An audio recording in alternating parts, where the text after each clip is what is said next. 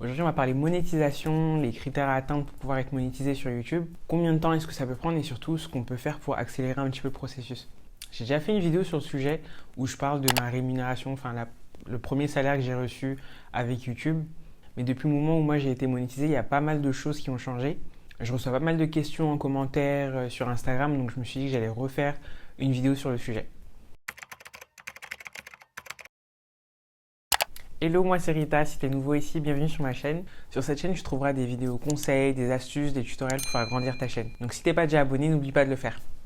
Alors pour commencer, on va déjà revoir les bases, donc les critères à atteindre pour pouvoir être monétisé sur YouTube.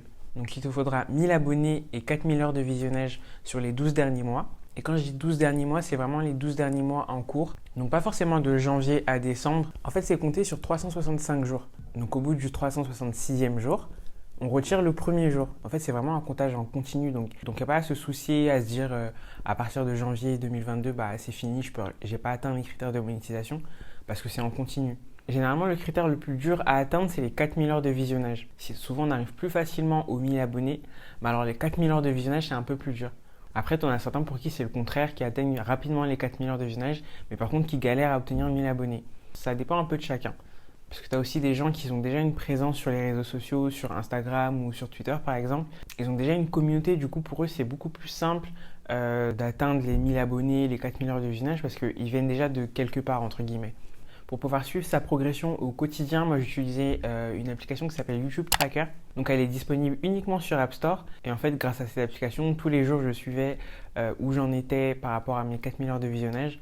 Ça t'évite en fait d'aller à chaque fois dans ton YouTube Studio, dans tes paramètres pour voir où tu en es. Et puis c'est un petit peu motivant de voir la jauge augmenter chaque jour. Pour pouvoir être monétisé sur YouTube, il faut aussi être résident dans un pays éligible au programme de monétisation. Je vais mettre en description tous les pays qui sont dans cette liste. Mais en gros, si ton pays n'est pas éligible, malheureusement, tu ne pourras pas rejoindre le programme.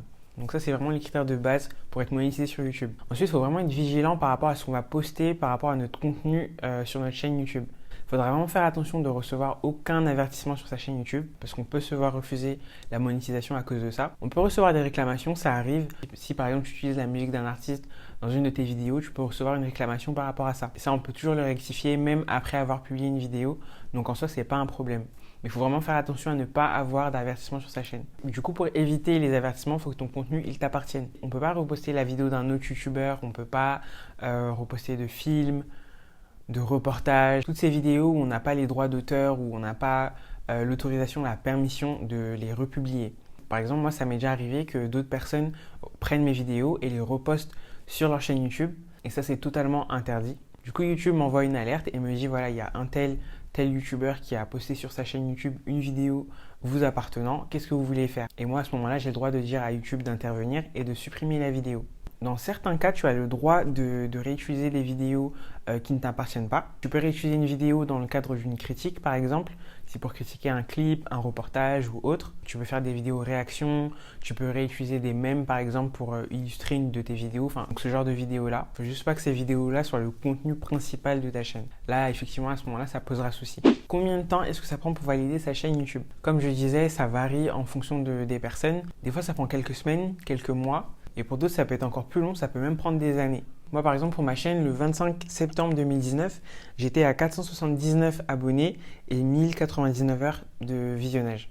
Le 19 octobre 2019, c'est là que j'ai dépassé mes 4000 heures de visionnage et à ce moment-là, j'avais 2300 abonnés. Donc à partir du moment où j'ai commencé à poster régulièrement sur YouTube, ça a été super rapide pour moi. Et 24 heures plus tard, j'ai reçu le mail de la part de YouTube qui me disait que ça y est, c'était confirmé, que je faisais maintenant partie du programme. Donc quand on reçoit ce mail de confirmation de la part de YouTube, la première chose à faire, c'est d'aller dans ses anciennes vidéos sur YouTube Studio et d'aller dans l'onglet monétisation. Et là, du coup, d'activer la monétisation sur chacune de ces vidéos. C'est important de le faire parce que toutes les nouvelles vues qu'on va faire sur ces vidéos-là, sur ces anciennes vidéos, elles vont pouvoir être monétisées et du coup, on va pouvoir commencer à faire de l'argent avec. Ensuite, du coup, la prochaine étape, ça va être de configurer son compte AdSense. Aujourd'hui, il faut d'abord atteindre les critères de monétisation pour pouvoir paramétrer son compte AdSense. Donc pour ceux qui ne savent pas ce que c'est AdSense, en fait, c'est tout simplement sur cette plateforme qu'on va recevoir nos paiements YouTube. On n'est pas payé directement par YouTube, on est payé par AdSense. Donc du coup, par rapport à ça, on doit configurer un compte Google AdSense. Juste un point super important, si tu as déjà un compte Google AdSense, Il n'y a pas besoin d'en configurer un autre parce qu'en fait, tu peux posséder qu'un seul compte AdSense. Si tu ne veux plus utiliser ton ancien compte, à ce moment-là, il faudra le clôturer. Mais à ton nom, tu ne peux avoir qu'un seul compte Google AdSense. Pour paramétrer son compte Google AdSense, moi, je vous recommande vivement de le faire via votre chaîne YouTube. Donc, on se connecte sur YouTube Studio et à partir de l'onglet de monétisation, on crée son compte Google AdSense. C'est beaucoup plus simple de le faire de cette manière et au moins, on sait que son compte, sa chaîne YouTube, elle est rattachée à son compte Google AdSense.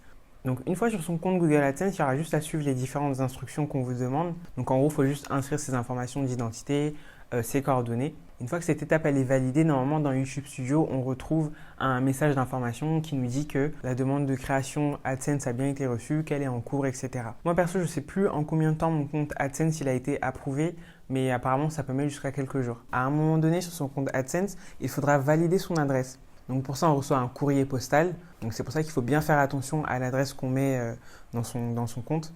Et dans ce courrier qu'on reçoit à la maison, il y aura un code qu'on va vous demander de rentrer dans son AdSense pour valider l'adresse. Là, la différence par rapport à avant, c'est qu'aujourd'hui, pour valider son adresse, il faut atteindre 10 $ sur son compte. Et c'est seulement quand l'adresse est validée, que les informations de paiement sont validées, qu'on pourra commencer à recevoir ces paiements. Le paiement AdSense, à ce jour, en tout cas à ma connaissance, c'est uniquement par virement bancaire. Tous les 21 du mois, on reçoit un virement de l'argent qu'on a fait le mois précédent.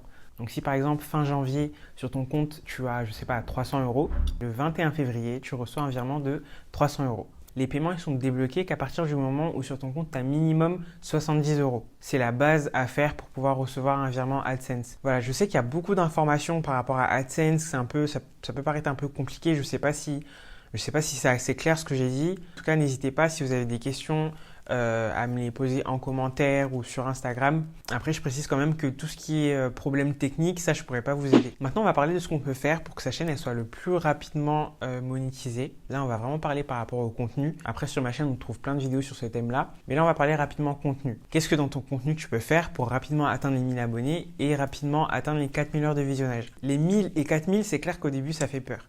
Moi, au début, je me disais que j'allais mettre des années à atteindre ces critères. Mais au final, en fait, on se rend compte que c'est pas si compliqué que ça. Selon moi, en tout cas d'après mon expérience sur YouTube, il y a quelques trucs, il y a quelques règles à respecter dans son contenu pour faire en sorte que voilà, on se développe plus rapidement. Première chose dont je vais parler, c'est les intros. Je sais qu'on est beaucoup des fois à vouloir faire des intros super stylées avec de la musique, des effets de transition, etc. etc. Disons que tu cliques sur une vidéo qui parle de comment gagner de l'argent via Instagram. Si tu cliques sur la vidéo et que les 30 premières secondes, c'est une introduction avec de la musique, des photos du youtubeur ou de la youtubeuse, etc., tu peux vite perdre patience en fait. Il faut vraiment apprendre à faire des intros courtes. Des intros courtes, simples et efficaces. Il y a plein de chaînes sur YouTube qui n'ont même pas d'intro. Et je dis ça pourquoi? Parce que quand quelqu'un arrive sur ta vidéo, si dès les 30 premières secondes, il est blasé, il ne va pas continuer la vidéo et il va déjà fermer la page. D'ailleurs, quand on va dans YouTube Analytics, dans l'onglet d'engagement, quand on va dans les détails de la vidéo, on peut voir le taux de rétention dans les 30 premières secondes. Donc généralement, entre 0 et 30 secondes, c'est l'introduction de ta vidéo. Tu peux voir s'il y a quelque chose dans le début de ta vidéo qui fait que les gens ferment la vidéo. Donc si tu constates que tu perds beaucoup d'audience dans les 30 premières secondes de ta vidéo, c'est qu'il y a un problème avec ton introduction. Soit elle est trop longue, ou alors ta manière de faire ton introduction, d'introduire les choses dans ta vidéo, elle ne plaît pas à la plupart des lecteurs. Ensuite, en dehors de l'intro, dans ta vidéo, quand tu abordes un sujet, il faut rentrer tout de suite dans le vif du sujet. Ça sert à rien de tourner autour du pot. Moi, je sais que quand je regarde des vidéos tutoriels, je veux que le tutoriel il commence dès le début de la vidéo. J'aime pas attendre 5 minutes d'hors sujet, 5 minutes de la personne qui raconte sa vie, son week-end, comment son chien va, etc., etc. Parce que la vérité, c'est que la personne, elle s'en fout en fait. Dans ton titre, tu as écrit tutoriel un tel, où tu vas traiter de tel sujet, où tu vas parler de tel artiste, ou que sais-je. Reste dans le thème, soit simple, soit efficace, soit concis, mais surtout straight to the point. Parce que c'est vraiment comme ça qu'on incite les gens à fermer la vidéo. Aussi, une autre astuce pour augmenter ces 4000 heures de visionnage plus rapidement, mais là en fait cette astuce c'est par rapport au chapitre. Vous savez qu'on peut diviser sa vidéo en plusieurs parties, faire une sorte de sommaire avec les timecodes, de façon à ce que la personne qui regarde ta vidéo, si elle a envie de zapper un point et d'aller directement au point 3, elle sait déjà que le point 3 il commence à 3 minutes 4. Parce que des fois tu as des gens qui sont là que pour une partie de ta vidéo. Ou alors ils connaissent déjà un peu le sujet. Et ce que tu vas dire en début de vidéo, c'est des informations qu'ils ont déjà. Du coup, ces gens-là, ils aiment bien parcourir la vidéo et se dire, bon, moi, je vais aller directement là où il y a une information qui m'intéresse. Et moi, j'ai constaté que depuis que je rajoute ces timecodes, ma rétention d'audience, elle a vraiment augmenté. Parce que la personne, au lieu d'être saoulée et se dire, Bon là, elle parle déjà de ce que je sais déjà. Elle peut aller du conseil numéro 1 au conseil numéro 2 directement, ou directement aller au conseil numéro 4, etc. etc. Ça, c'est vraiment quelque chose qui fait la différence au niveau de la rétention d'audience. Donc, il ne faut vraiment pas hésiter à organiser ces vidéos par points. Si c'est une vidéo astuce, astuce 1, 2, 3, 4. Et comme ça, dès qu'on arrive sur ta vidéo, on sait que l'astuce numéro 2 commence à 3 minutes 30. Du coup, au lieu de fermer la page, on reste sur la vidéo. Du coup, toi, tu gagnes plus de minutes dans ton compteur. Et un dernier point par rapport au contenu de la vidéo, il faut que la vidéo elle soit un petit peu dynamique. Je sais que ça, c'est assez difficile dans les vidéos de rendre sa vidéo un petit peu plus attrayante. Mais si je peux donner une astuce, moi, la règle que j'applique, c'est que j'illustre tout le temps mes propos. Ça veut dire que quand je parle de quelque chose, j'essaye vraiment d'illustrer avec une image, avec une capture écran ou une capture vidéo. Du coup, les personnes qui regardent mes vidéos, elles ne se trouvent pas avec une vidéo de 10 minutes de moi en train de parler. Il faut essayer d'insérer des transitions, peut-être un fond sonore, des textes. Les textes, c'est super important. On ne sait jamais si la personne n'a pas trop compris ce que toi tu dis. Au moins, il y a un texte qui apparaît pour illustrer ce que tu dis. Du coup, au final, une vidéo qui dure 10 minutes mais qui balance entre images, capture écran, c'est tout de suite beaucoup plus dynamique qu'une vidéo où il y a juste une personne au milieu de l'écran et qui parle tout le long.